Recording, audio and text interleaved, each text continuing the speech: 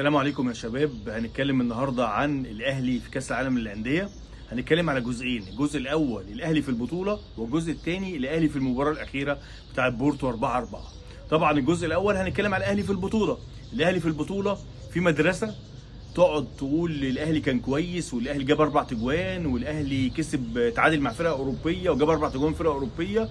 في مدرسه تانية، وانا الاقرب للمدرسه التانية، ان هي تقول ان الاهلي ضيع فرصه تاريخيه للتاهل لدور ال 16، وده وجهه نظري الشخصيه.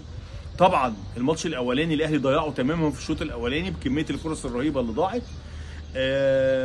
ماتش ده انتر ميامي، ماتش بالميراس طبعا صعب على الجميع، وبالميراس فرقه قويه جدا وهتكسب كل الناس. هي فرطت في الفوز في بورتو بس ضاعت اجوان كتير جدا، وطبعا اتعادلت بمزاجها مع انتر ميامي عشان تجامل انتر ميامي ويطلعوا معاها لدور ال 16 يعني. الماتش الثالث بقى طبعا حدث ولا حرج، يعني هيبقى ليه جزء كده مخصوص هتكلم عنه.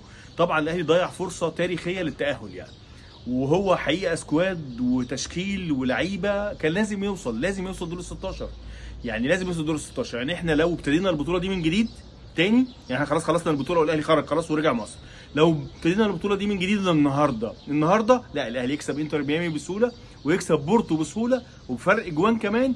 وطبعا بالميراس فرقه قويه هيتغلب من بالميراس، يبقى عنده 6 نقط يوصل تاني المجموعه يعني. فهو الاهلي الحقيقه فرط في فرصه تاريخيه من وجهه نظري، انا صاحب المدرسه الثانيه، المدرسه الواقعيه. لا، الاهلي فرط في فرصه تاريخيه كانت هتتكتب في التاريخ لفترات طويله جدا جدا، لان انا اعتقد كل الفرق الاسيويه والافريقيه هتطلع بره من الدور الاول. كان الاهلي هيبقى الفرقه الوحيده اللي تصعد، والحقيقه يستحق يصعد، والحقيقه الهلال كمان يستحق يصعد، بس انا مش عارف الهلال هيعمل ايه بكره، هيصعد ولا مش هيصعد. فطبعا انا من المدرسه الواقعيه الثانيه، ان الاهلي ضيع فرصه تاريخيه. وحتى الاستفتاء اللي انا عامله على الصفحه عندي، اغلبيه الناس كلها قالت ان اداء الاهلي متوسط وضعيف، لان كانت فرصه تاريخيه ان انت توصل دور ال 16. الله اعلم بعد 4 سنين الدنيا هتبقى عامله ازاي، 2029 وكاس العالم هيبقى فين وهيتنظم ولا لا، ومين الفرق اللي داخلاه. دي كانت فرصه تاريخيه وضاعت. طبعا مش هنزود في التشاؤم، وهنتكلم في الجزء الثاني عن الماتش بتاع 4-4.